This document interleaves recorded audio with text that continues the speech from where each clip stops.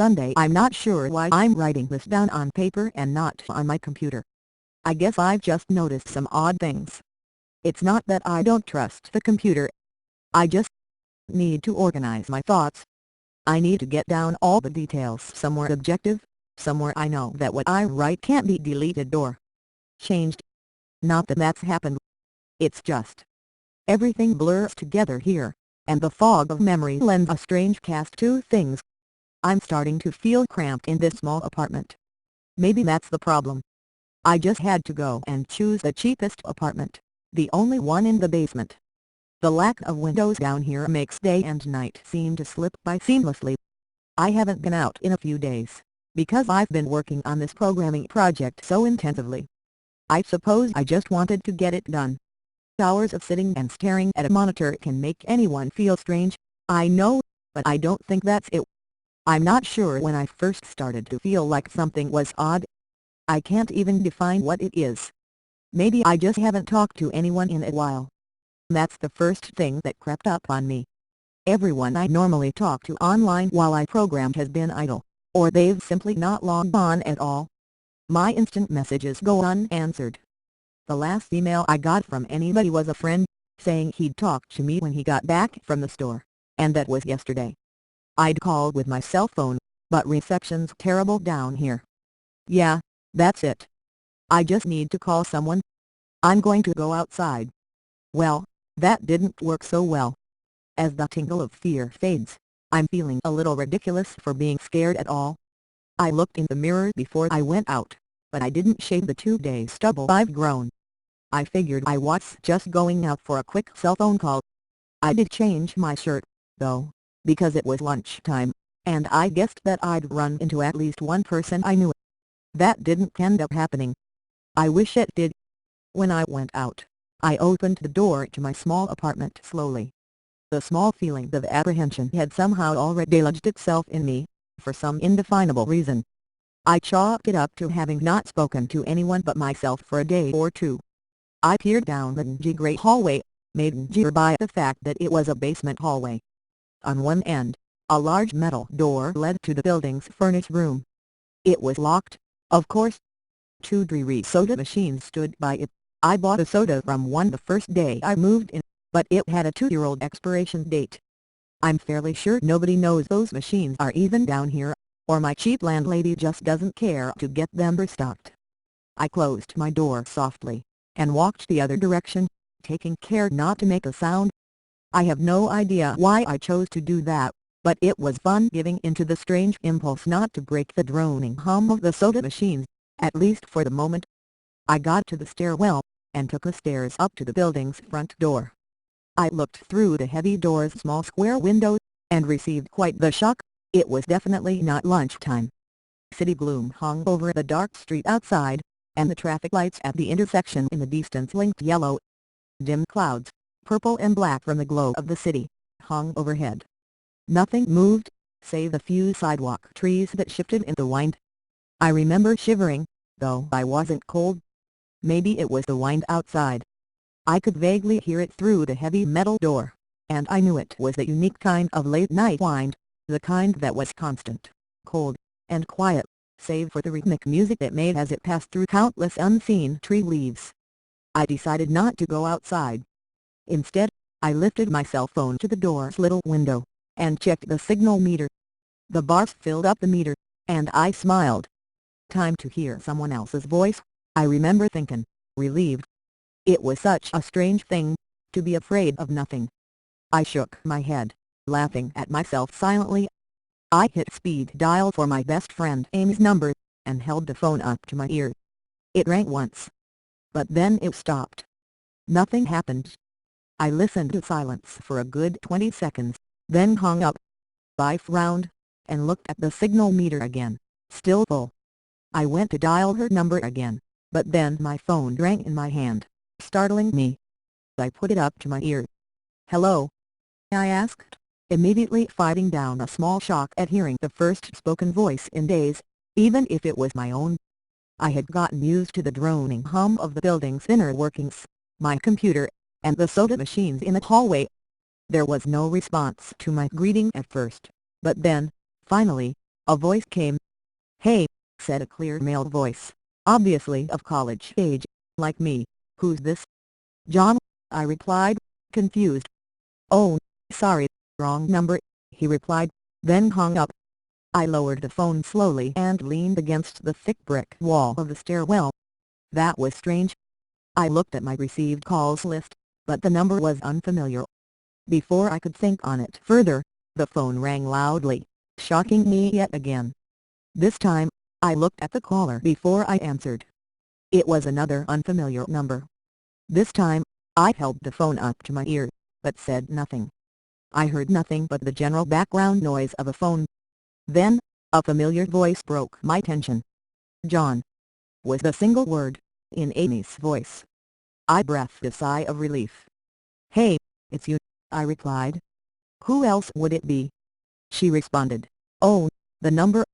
I'm at a party on 7th Street, and my phone died just as you called me.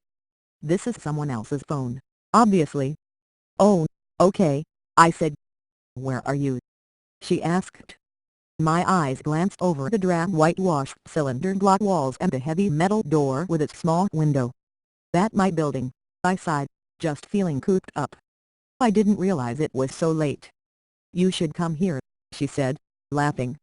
"Nah, I don't feel like looking for some strange place by myself in the middle of the night," I said, looking out the window at the silent windy street that secretly scared me just a tiny bit. "I think I'm just going to keep working or go to bed." "Nonsense," she replied, "I can't come get you. Your building is close to 7th Street, right?" "How drunk are you?" I asked lightheartedly. "You know where I live." "Oh, of course," she said abruptly, "I guess I can't get there by walking."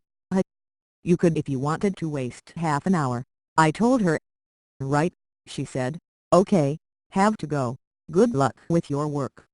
I lowered the phone once more, looking at the numbers flash as the call ended. Then, the droning silence suddenly reasserted itself in my ears. The two strange calls and the eerie street outside just drove home my aloneness in this empty stairwell.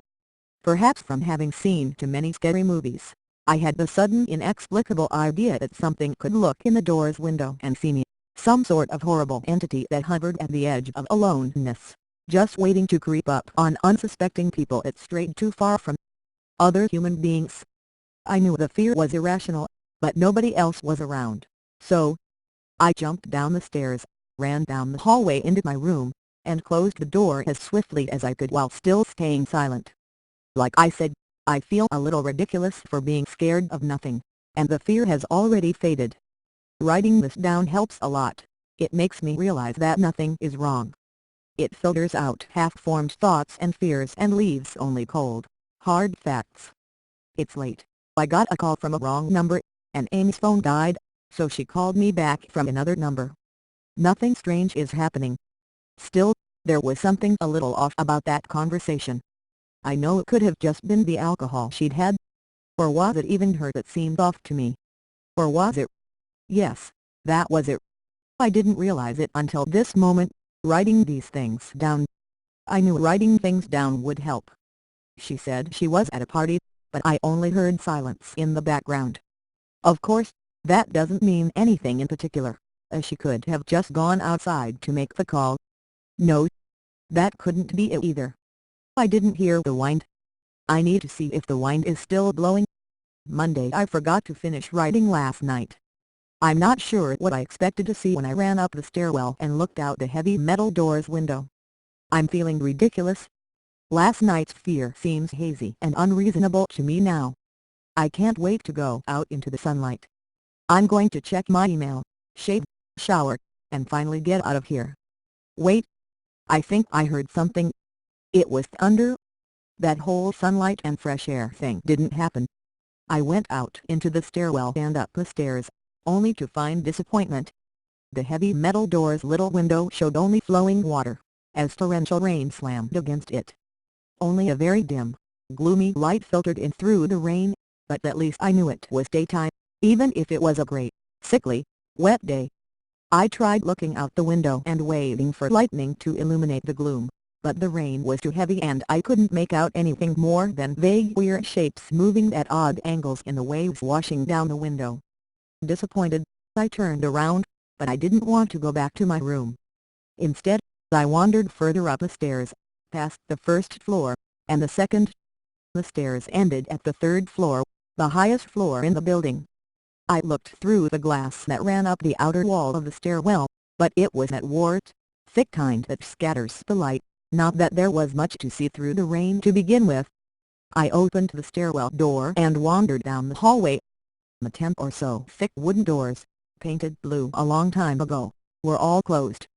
I listened as I walked, but it was the middle of the day, so I wasn't surprised that I heard nothing but the rain outside.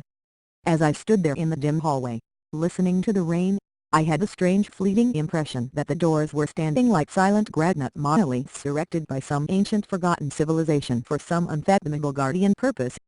Lightning flashed, and I could have sworn that, for just a moment, the old grainy blue wood looked just like rough stone.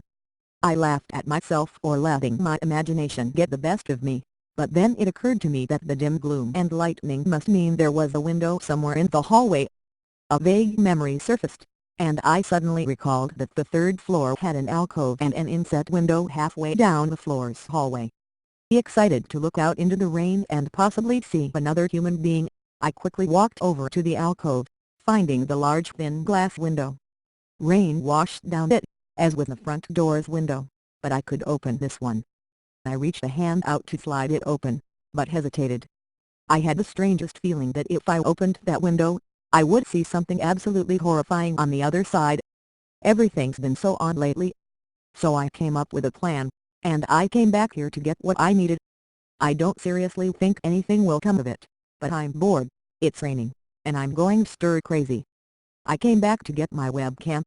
The cord isn't long enough to reach the third floor by any means, so instead I'm going to hide it between the two soda machines in the dark end of my basement hallway, run the wire along the wall and under my door, and put black duct tape over the wire to blend it in with the black plastic strip that runs along the base of the hallway's walls. I know this is silly, but I don't have anything better to do. Well, nothing happened. I propped open the hallway to stairwell door, steeled myself, then flung the heavy front door wide open and ran like hell down the stairs to my room and slammed the door. I watched the webcam on my computer intently, seeing the hallway outside my door and most of the stairwell. I'm watching it right now, and I don't see anything interesting. I just wish the camera's position was different, so that I could see out the front door. Hey! Somebody's online. I got out the other, less functional webcam that I had in my closet to video chat with my friend online. I couldn't really explain to him why I wanted to video chat, but it felt good to see another person's face. He couldn't talk very long, and we didn't talk about anything meaningful, but I feel much better. My strange fear has almost passed. I would feel completely better, but there was something odd about our conversation. I know that I said that everything has seemed odd, but still, he was very vague in his responses. I can't recall one specific thing that he said. No particular name, or place, or event. But he did ask for my email address to keep in touch. Wait, I just got an email. I'm about to go out. I just got an email from Amy that asked me to meet her for dinner at the place we usually go to. I do love pizza, and I've just been eating random food from my poorly stocked fridge for days, so I can't wait. Again, I feel ridiculous about the odd couple of days I've been having. I should destroy this journal when I get back. Oh, another email. Oh my god. I almost left the email and opened the door. I almost opened the door. I almost opened the door, but I read the email first. It was from a friend I hadn't heard from in a long time, and it was sent to a huge number of emails that must have been every person he had saved in his address list. It had no subject, and it said, simply, "Seen with your own eyes, don't trust them." What the hell is that supposed to mean? The words shocked me, and I keep going over and over them. Is it a desperate email sent just as something happened? The words obviously cut off without finishing. On any other day I would have dismissed this as spam from a computer virus or something, but the words, "Seen with your own eyes." I can't help but read over this journal and think back on the last few days and realize that I have not seen another person with my own eyes or talked to another person face to face. The webcam conversation with my friend was so strange, so vague, so eerie, now that I think about it. Was it eerie? Or is the fear clouding my memory?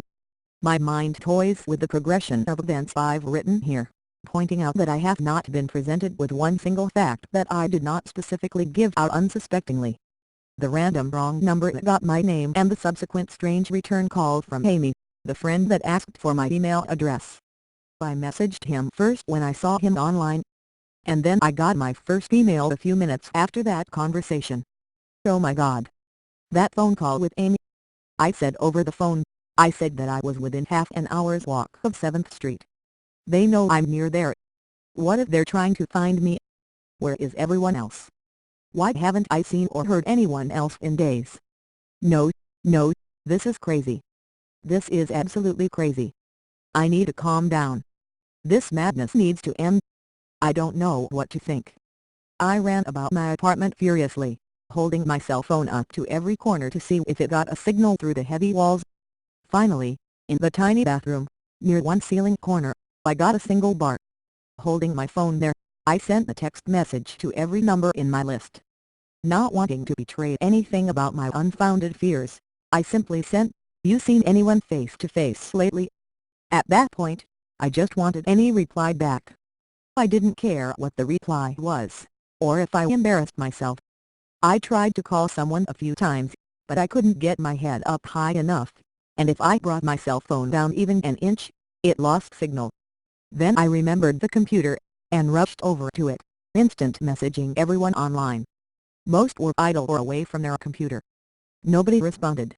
My messages grew more frantic, and I started telling people where I was and to stop by in person for a host of barely passable reasons. I didn't care about anything by that point. I just needed to see another person. I also tore apart my apartment looking for something that I might have missed, some way to contact another human being without opening the door. I know it's crazy, I know it's unfounded, but what if, I just need to be sure. I taped the phone to the ceiling in case Tuesday the phone rang. Exhausted from last night's rampage, I must have fallen asleep. I woke up to the phone ringing, and ran into the bathroom, stood on the toilet, and flipped open the phone taped to the ceiling. It was Amy, and I feel so much better. She was really worried about me, and apparently had been trying to contact me since the last time I talked to her. She's coming over now, and, yes, she knows where I am without me telling her. I feel so embarrassed. I am definitely throwing this journal away before anyone sees it. I don't even know why I'm writing in it now. Maybe it's just because it's the only communication I've had at all since, God knows when. I look like hell, too. I looked in the mirror before I came back in here. My eyes are sunken, my stubble is thicker, and I just look generally unhealthy. My apartment is trash, but I'm not going to clean it up. I think I need someone else to see what I've been through. These past few days have not been normal. I am not one to imagine things. I know I have been the victim of extreme probabilities. I probably missed seeing another person a dozen times. I just happened to go out when it was late at night, or the middle of the day when everyone was gone. Everything's perfectly fine, I know this now. Plus, I found something in the closet last night that has helped me tremendously, a television. I set it up just before I wrote this, and it's on in the background. Television has always been an escape for me, and it reminds me that there's a world beyond these dingy brick walls. I'm glad Amy's the only one that responded to me after last night's frantic pestering of everyone I could contact. She'd been my best friend for years. She doesn't know it, but I count the day that I met her among one of the few moments of true happiness in my life. I remember that warm summer day fondly. It seems a different reality from this dark, rainy, lonely place. I feel like I spent days sitting in that playground, much too old to play, just talking with her and hanging around doing nothing at all. I still feel like I can't go back to that moment sometimes, and it reminds me that this damn place is not all that there is. Finally, the knock on the door. I thought it was odd that I couldn't see her through the camera I hid between the two soda machines. I figured that it was bad positioning, like when I couldn't see out the front door. I should have known. I should have known. After the knock, I yelled through the door jokingly that I had a camera between the soda machines, because I was embarrassed myself that I had taken this paranoia so far. After I did that, I saw her image walk over to the camera and look down at it. She smiled and waved. "Hey," she said to the camera brightly, giving it the right look. "It's weird, I know," I said into the mic attached to my computer. "I've had a weird few days." "Must have," she replied. "Open the door, John." I hesitated. How could I be sure? "Hey, humor me a second here," I told her through the mic. "Tell me one thing about us. Just prove to me you're you." She gave the camera a weird look.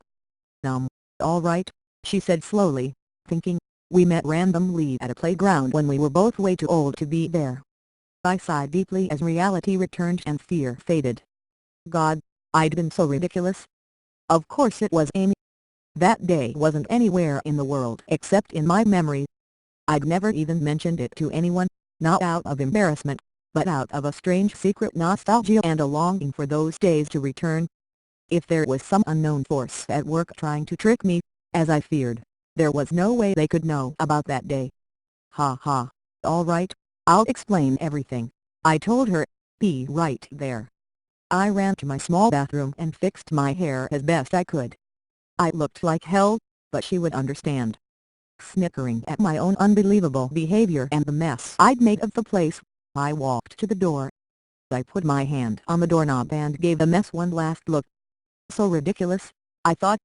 My eyes traced over the half-eaten food lying on the ground, the overflowing trash bin, and the bed I'd tipped to the side looking for God knows what. I almost turned to the door and opened it, but my eyes fell on one last thing, the old webcam, the one I used for that eerily vacant chat with my friend. Its silent black sphere lay haphazardly tossed to the side, its lens pointed at the table where this journal lay. An overwhelming terror took me as I realized that if something could see through that camera, it would have seen what I just wrote about that day. I asked her for any one thing about us, and she chose the only thing in the world that I thought they or it did not know. But IT did. IT did know. IT could have been watching Abby the whole time. I didn't open the door. I screamed. I screamed in uncontrollable terror. I stomped on the old webcam on the floor. The door shook, and the doorknob tried to turn, but I didn't hear Amy's voice through the door. Was a basement door, made to keep out drafts, too thick? Or was Amy not outside? What could have been trying to get in, if not her? What the hell is out there? I saw her on my computer through the camera outside. I heard her on the speakers through the camera outside, but was it real? How can I know? "She's gone now," I screamed, and shouted for help. I piled up everything in my apartment against the front door. Friday, at least I think that it's Friday. I broke everything electronic. I smashed my computer to pieces. Every single thing on there could have been accessed by network access, or worse, altered. I'm a programmer, I know. Every little piece of information I gave out since this started, my name, my email, my location, none of it came back from outside until I gave it out. I've been going over and over what I wrote. I've been pacing back and forth, alternating between stark terror and overpowering disbelief. Sometimes I'm absolutely certain some phantom entity is dead set on the simple goal of getting me to go outside. Back to the beginning, with the phone call from Amy, she was effectively asking me to open the door and go outside. I keep running through it in my head. One point of view says I've acted like a madman, and all of this is the extreme convergence of probabilities, never going outside at the right times by pure luck, never seeing another person by pure chance, getting a random nonsense email from some computer virus at just the right time. The other point of view says that extreme convergence of probability is the reason that whatever's out there hasn't gotten me already. I keep thinking, I never opened the window on the third floor. I never opened the front door, until that incredibly stupid stunt with the hidden camera, after which I ran straight to my room and slammed the door. I haven't opened my own solid door since I flung open the front door of the building. Whatever's out there, if anything's out there, never made an appearance in the building before I opened the front door. Maybe the reason it wasn't in the building already was that it was elsewhere getting everyone else. and then it waited, until I betrayed my existence by trying to call Amy. A call which didn't work, until it called me and asked me my name. Terror literally overwhelms me every time I try to fit the pieces of this nightmare together. That email, short, cut off, was it from someone trying to get word out? Some friendly voice desperately trying to warn me before it came? Seen with my own eyes, don't trust them, exactly what I've been so suspicious of. It could have masterful control of all things electronic, practicing its insidious deception to trick me into coming outside. Why can't it get in? It knocked on the door, it must have some solid presence. The door. The image of those doors in the upper hallway as guardian monoliths flashes back in my mind every time I trace this path of thoughts. If there is some phantom entity trying to get me to go outside, maybe it can't get through doors. I keep thinking back over all the books I've read or movies I've seen, trying to generate some explanation for this. Doors have always been such intense foci of human imagination, always seen as wards or portals of special importance. Or perhaps the door is just too thick. I know that I couldn't bash through any of the doors in this building, let alone the heavy basement ones. Aside from that, the real question is, why does it even want me? If it just wanted to kill me, it could do it any number of ways, including just waiting until I starve to death. What if it doesn't want to kill me? What if it has some far more horrific fate in store for me? God, what can I do to escape this nightmare? The knock on the door. I told the people on the other side of the door I need a minute to think and I'll come out. I'm really just writing this down so I can figure out what to do. At least this time I heard their voices.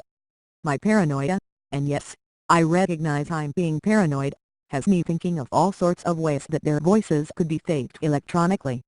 There could be nothing but speakers outside, simulating human voices. Did it really take them 3 days to come talk to me? Amy is supposedly out there, along with 2 policemen and a psychiatrist. Maybe it took them 3 days to think of what to say to me. The psychiatrist claimed could be pretty convincing, if I decided to think this has all been a crazy misunderstanding, and not some entity trying to trick me into opening the door. The psychiatrist had an older voice, authoritarian but still caring. I liked it. I'm desperate just to see someone with my own eyes. He said I have something called psychosis, and I'm just one of a nationwide epidemic of thousands of people having breakdowns triggered by a suggestive email that got through somehow. I swear he said got through somehow. I think he means spread throughout the country inexplicably, but I'm incredibly suspicious that the entity slipped up and revealed something. He said I am part of a wave of emergent behavior, that a lot of other people are having the same problem with the same fears, even though we've never communicated. That neatly explains the strange email about eyes that I got. I didn't get the original triggering email. I got a descendant of it. My friend could have broken down to, and tried to warn everyone he knew against his paranoid fears. That's how the problem spreads, the psychiatrist claims. I could have spread it, too, with my texts and instant messages online to everybody I know. One of those people might be melting down right now, after being triggered by something I sent them, something they might interpret any way that they want, something like a text saying seen anyone face to face lately.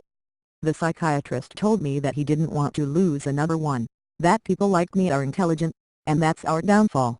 We draw connections so well that we draw them even when they shouldn't be there. He said it's easy to get caught up in paranoia in our fast-paced world, a constantly changing place where more and more of our interaction is simulated. I have to give him one thing. It's a great explanation. It neatly explains everything. It perfectly explains everything. In fact, I have every reason to shake off this nightmarish fear that something or consciousness or being out there wants me to open the door so it can capture me for some horrible fate worse than death. It would be foolish, after hearing that explanation, to stay in here until I starve to death just to spite the entity that might have got everyone else.